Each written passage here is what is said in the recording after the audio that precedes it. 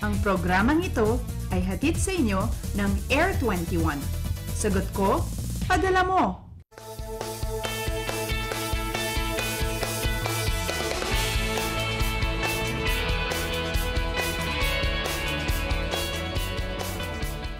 Magandang umaga, Pilipinas! O nakangiti na naman ang karamihan sa atin. Ano po ba? Biyernes na naman po ngayon, ano? At ngayon nga po ay mag-weekend na naman. Mag-uumpisa pa lamang tayo sa buwan ng Agosto.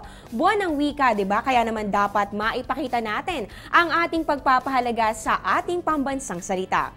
Pero Agosto man o hindi, dapat naman talagang mahalin natin ang ating sariling wika. Bawat araw ay isang pagkakataon para maging makabayan. Simulan na natin ang araw na ito live mula sa Pag-asa Weather and Fall Forecasting Center. Ito ang Panahon TV na mula Lunes hanggang Linggo, unang maghatid sa inyo ng pinakabagong ulat panahon. Makakasama nyo ngayong Biyernes, ikalawang araw ng Agosto. Ako po ang inyong weather lover, Amor La Rosa. Time check muna tayo. Ang Philippine Standard Time po natin ngayon ay alas 5 na ng umaga. Ngayong araw na ito, inaalala natin ang kaarawan ng isa sa mga paring martir na Gumbusa. Yan po ay si Father Mariano Gomez. Isinilang po siya noong August 2, 1799 sa Santa Cruz, Manila.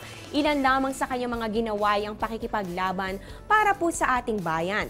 Pero alam nyo ba, bago po siya pinatay ay nakagawa pa siya ng Diaryong La Verdad at nagsilbing boses ng mga Pilipino bilang propaganda sa mga mananakop. Kaya naman ngayon po igunita natin ang kanyang kaarawan. At ngayon naman po, para po ihatid na sa atin ang nilalaman ng 5 AM weather forecast ng Pag-asa, makakasama po natin si Mr. Samuel Duran na weather forecaster ng Pag-asa. Good morning, Mr. Duran.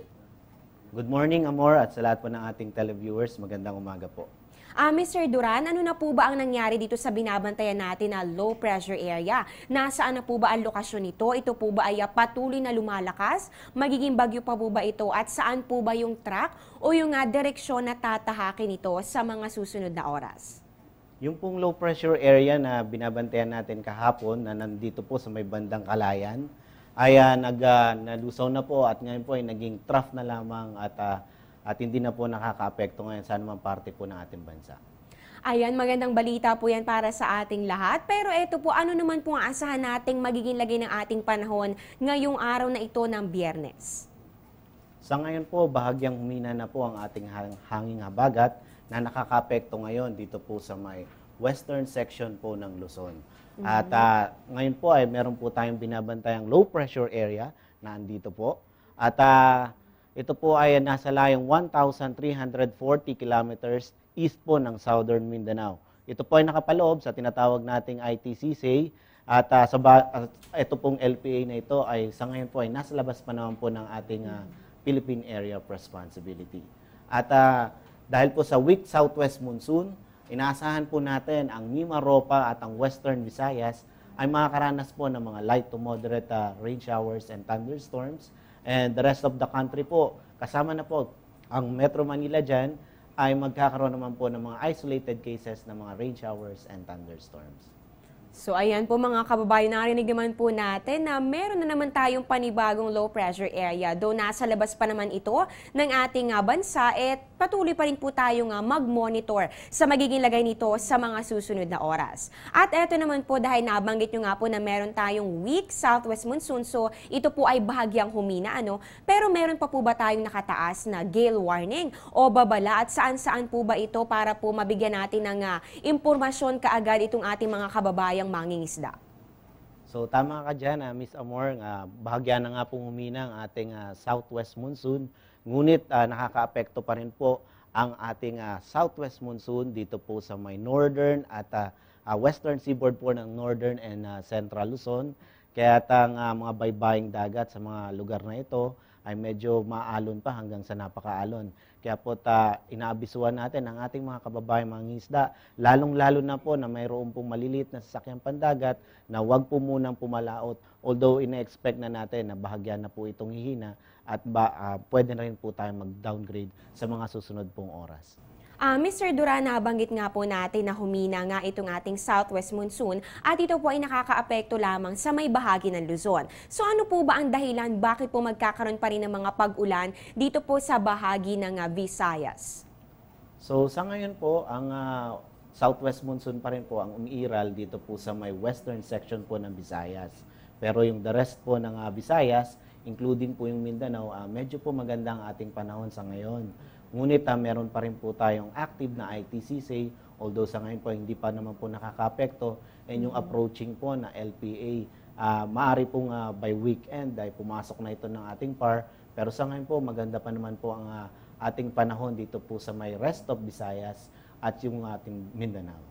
Ayan, patuloy po tayo magmumonitor sa mga pagbabagong mararanasan natin sa ating panahon. At ito naman, Mr. Duran, ngayon po ay ikalawang araw pa lamang ng Agosto. So, mahalaga pa rin talaga na malaman ng ating mga kababayan kung ano po yung mga inaasahan nating mga pagbabago sa ating panahon kapag ganito nga buwan ng Agosto. So, kapag ganito po ba nga month of August, ano po ba yung kadalasang nararanasan dito sa ating bansa in terms of rainfall, yung rin po nga temperatura, gaano po ba kalamig o init, at syempre yung pong ating lagay ng karagatan, at marami rin po kasi ang nagtatanong ilang bagyo po ba ang inaasahan nating papasok o madedevelop sa ating PAR ngayong buwan na ito.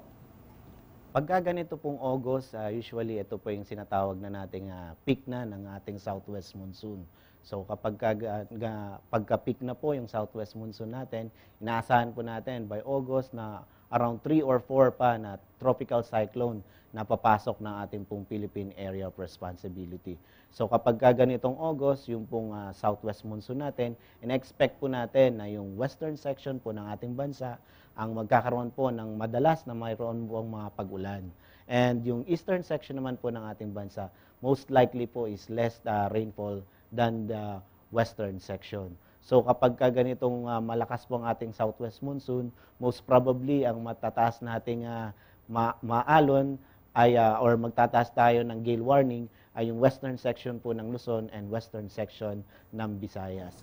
Pero dito po sa Metro Manila, ang inaasahan po nating range ng temperature pag ganitong August is ang maximum is 31.3 and yung minimum naman po is around 23.9 degrees Celsius, and yung monthly rainfall natin, ang ina-expect natin is around 500 plus na rainfall sa loob po ng August. So most likely po ang malalakas na paulan ay nare-receive ng mga nasa western part ng Luzon and Visayas.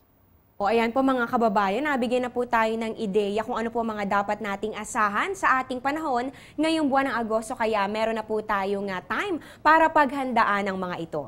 Ayan, maraming salamat po Mr. Samuel Duran sa ibinahaging impormasyon tungkol sa lagay ng ating panahon. Meron na lang po ba kayong maipapayo para sa ating mga kababayan? So, ang lagi po natin pinapaalala sa ating mga kababayan na kapag ganito pong panahon na ng tag-ulan, ay lagi lang po tayong maging handa at lagi lang tayong maging informed at lagi po tayong magdala ng payong po pananggalang po sa ulan. Ayan nga po, at natunghayan po natin si Mr. Samuel Duran na weather forecaster ng Pag-asa. Ngayon dumako naman po tayo sa sunrise at sa sunset. Sisikat po ang ating araw mamayang 5:39 ng umaga at lulubog naman po ito 6:25 p.m. Ang moonrise naman po natin ay 1:40 a.m. at ang moonset naman po ay 2:48 p.m. at ang ating illumination yan po ay 21%. Para naman po sa ating tidal predictions, ito po ay courtesy of NAMRI at ito po ay along Manila Bay. Ang high tide po ay 6:22 a.m. Yan po ay 1.10 meters at ang low tide naman po ay 3:50 p.m. Yan naman po ay 0.21 meters. Magbabalik pa po ang Panahon TV pagkatapos ng ilang mga paalala.